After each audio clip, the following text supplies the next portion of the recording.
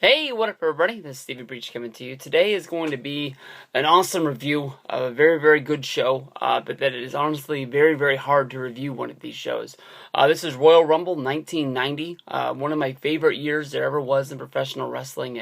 This year, I was 9 years old, sitting in front of the television watching wrestling. Honestly, I didn't watch this on my own television. When I was a kid, I honestly didn't watch this for a few months, but I found out that one of my friends that I liked playing with, he lived on the other side of this big park that I lived right in front of when I was a kid.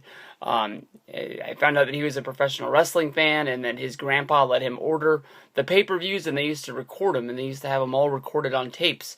So I remember I watched this show before WrestleMania happened, but I can't remember how long it actually took me to watch this. I was at the age basically where we didn't have the box yet.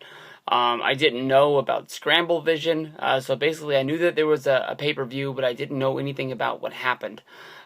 This was an awesome show as a kid. The big build-up for this was basically having all of these guys inside of the ring at one time fighting each other, and just anything can happen, anybody could win it, and you truly believe that as a kid. It's not like when you're like setting up to watch the Royal Rumble this year.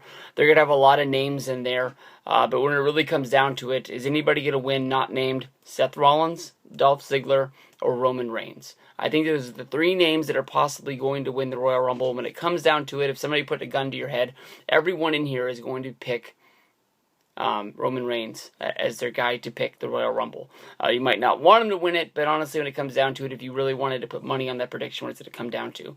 As a 9-year-old kid watching the Royal Rumble 1990, anybody could have won this match, whether if it was Roddy Piper, Mr. Perfect, Jake the Snake Roberts, Hulk Hogan. There was lots of big names in this match, and that's what it was all about.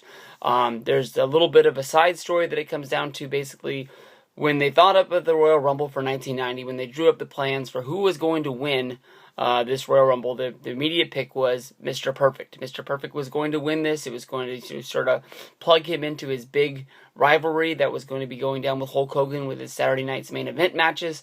He wasn't going to be able to say that he was the champion, but he was going to be able to say that he was the Royal Rumble winner. He was a good number one contender for Hulk Hogan. And at the last minute, Hogan got in Vince's ear, and all of a sudden, Mr. Perfect didn't win the Royal Rumble. What could have, would have, should have been. Mr. Perfect had a great career. As you know, WWE put out his own DVD on him. He never was a World Heavyweight Champion, but he's one of the best Intercontinental Champions of all time. And he's a big part of the show. The undercard, we go on to the Royal Rumble. The Royal Rumble is very, very special to me. Mainly because I guess it's all about Hulk Hogan and Hulkamania. But when you watch this show and when the guys start coming out every 2 minutes, so many big names are in this. I'm looking at the top, 10 names of guys that come out, and then there's 7 Hall of Famers. It starts out with Ted DiBiase and Koko B. Ware as the number 1 and number 2 guys. They play off the fact that last year at the Royal Rumble, Ted DiBiase was number 30, and this year he had the unlucky draw of number 1. But he said that he, was not going to look into that as being something bad. He was going to go into this and he was going to eliminate guys one by one until he was the final guy standing, because he thought that he really was the best wrestler in the WWF, and that is exactly what he does. Before the next contestant comes down to the Royal Rumble, he's able to eliminate Koko B. Ware. He fights Marty Jannetty, who came down as number 3, and he's able to eliminate Marty Jannetty, waiting on Jake the Snake Roberts to come in as number 4. In your top 10 guys, like I said, you got a whole bunch of Hall of Famers. You had DiBiase, you had Koko B. Ware, you had Jake Roberts, you had Randy Savage, Roddy Piper, and you had Bret Hart. So you have an awesome way to start off this show. Randy Savage and Dusty Rhodes had an angle that was going on during this time. Basically, Savage hits the ring and he's able to fight with a whole bunch of guys. But when Dusty gets to the ring, basically Dusty goes right after Savage. And even though they have this sort of like big blood feud going on, it's kind of weird to me, because you would think that Dusty wants to get his hands on Savage and actually start beating him up. But Dusty Rhodes just grabs Randy Savage, sort of throws him over his back, and he's eliminated from the Royal Rumble. I guess he's not able to win the match, so that sort of hurts him in the long period, the long run. From having all those guys in there, the first highlight of the night was having DiBiase and, just eliminate guys one by one. You can tell that it really picks up when Andre the Giant hits the ring. Andre just starts throwing dudes around. And he's able to pick up 2 eliminations before you have one of your first complete tag teams come into there. It was Axe and Smash of Demolition. They start coming around. They start hitting guys left and right. Next thing you know, double clothesline on Andre, and Andre's hit up over the top rope. Eliminating Andre the Giant is a huge deal, even if it took 2 guys to do it, because Andre being the biggest guy, probably one of the biggest legends, your first WWF Hall of Famer. If he would have been in there, he would have been very, very hard to eliminate, even when guys like Akeem and Earthquake, who was sort of like in his rookie year for the WWF at that time. It really been really hard for those guys to get down to. A pretty cool moment for Axe and Smash. As a big Demolition fan, they're one of my favorite tag teams of all time. To be able to do that is pretty cool. The ring starts to fill up again before finally the Ultimate Warrior comes down to the ring. He got number 21.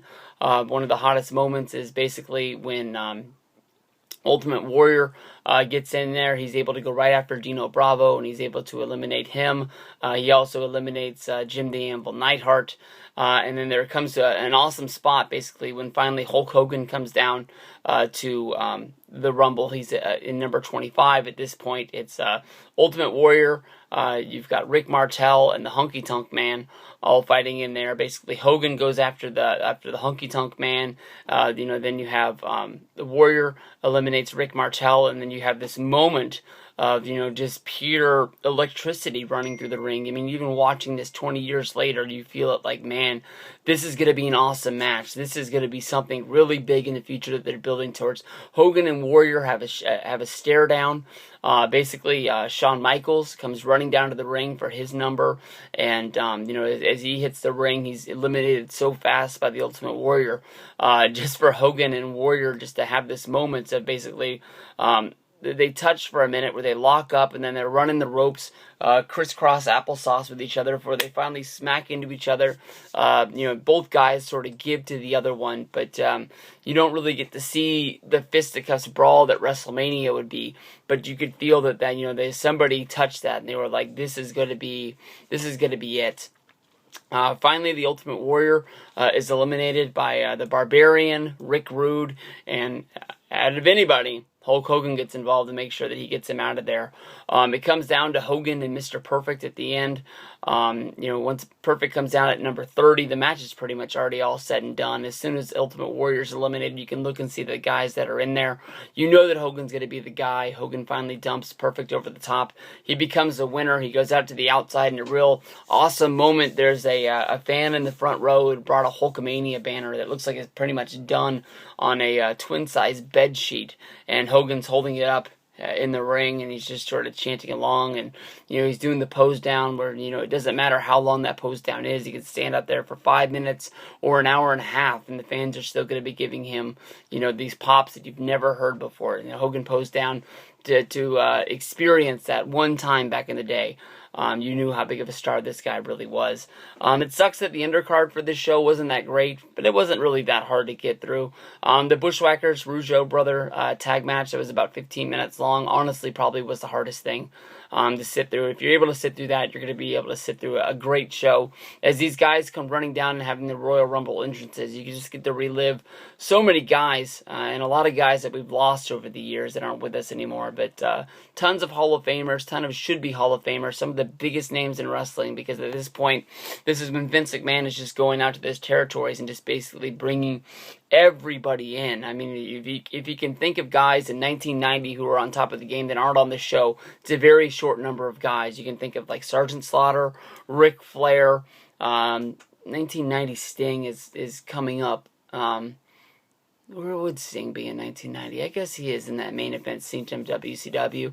But I mean, those are probably much the 3 biggest names. Maybe you can throw Vader in there as well, Ron Simmons. But there's not many guys that are not on this roster, and having the biggest names in here is really awesome. I mean, when you really look at this list, probably the biggest jobber name out of anybody is, I can't think of anybody. I mean, reliving this time period, everybody was a big name in WWF. I mean, when you were a WWF superstar, it really meant something.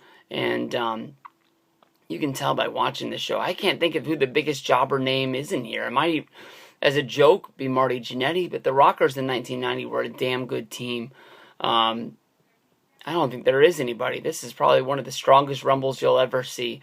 If you get a few years down the road into like 92, 93, maybe even I think 95 is the year that it was in Texas, the big Shawn Michaels Rumble when he went up against Sid. There's a lot of guys in there. You're just like, what the heck is going on? But this is the strong one right here. Check this out. Royal Rumble 1990. You can watch it on the WWE Network like I did, and you're going to have a ton of fun. Peace out, everybody.